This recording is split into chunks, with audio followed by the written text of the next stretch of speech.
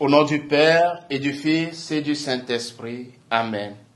Ô Seigneur, envoie sur nous ton esprit de vérité pour nous guider vers toi. Amen. Le Seigneur soit avec vous. Évangile de Jésus-Christ selon saint Luc. Gloire à toi, Seigneur. Un jour, des gens rapportaient à Jésus l'affaire des Galiléens que Pilate a fait massacrer, mêlant leur sang à celui des sacrifices qu'ils offraient. Jésus leur répondit, « Pensez-vous que ces Galiléens étaient de plus grands pécheurs que tous les autres Galiléens pour avoir subi un tel sort? Eh bien, je vous dis, pas du tout. Mais si vous ne vous convertissez pas, vous périrez tous de même. » Et ces 18 personnes tuées par la chute de la tour de Siloé, pensez-vous qu'elles étaient plus coupables que tous les autres habitants de Jérusalem? Eh bien, je vous dis, pas du tout. Mais si vous ne vous convertissez pas, vous périrez tous de même. Jésus disait encore cette parabole. Quelqu'un avait un figuier planté dans sa vigne. Il vint chercher du fruit sur ce figuier et n'en trouva pas.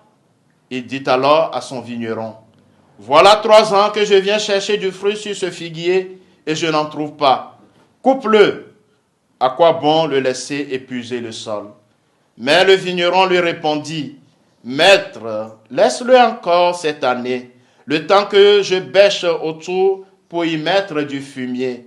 Peut-être donnera-t-il du fruit à l'avenir, sinon tu le couperas. » Acclamons la parole de Dieu. Louange à toi, Seigneur Jésus.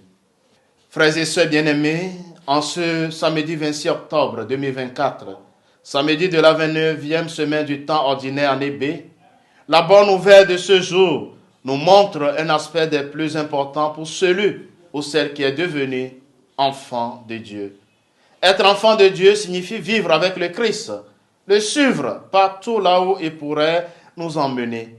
Être enfant de Dieu, c'est avoir trouvé un trésor, une perle précieuse pour laquelle on vend tout ce que l'on a pour la conserver. Mais cela ne prend forme en nous que si nous avons rencontré personnellement le Christ Jésus en notre vie. Sans une expérience personnelle du Christ, nous aurons du mal à avancer fidèlement.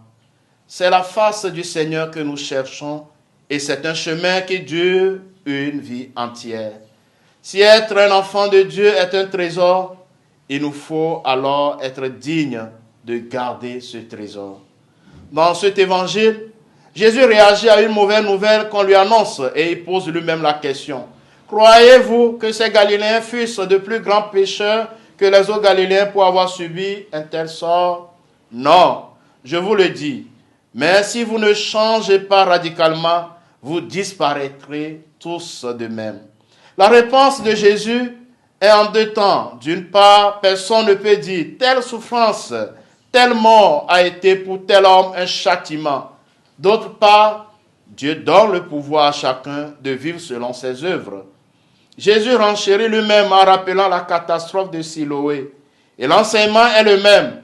Leur dette n'était pas plus grande. Ne voyez pas dans leur mort un châtiment, dit-il. Mais vous acceptez la conversion à l'amour infini de Dieu. Plus notre cœur est libre, plus notre appel se précise à faire ce qui est bien. Frères et sœurs, demandons à Marie notre Mère de nous aider à dire oui. Un oui qui prend racine dans nos vies porteuses de Dieu, nos vies fécondes pour Dieu et qui se prolonge dans nos vies de chaque jour où nous pouvons trouver le Seigneur sur chacun de nos chemins. Le Seigneur soit avec vous.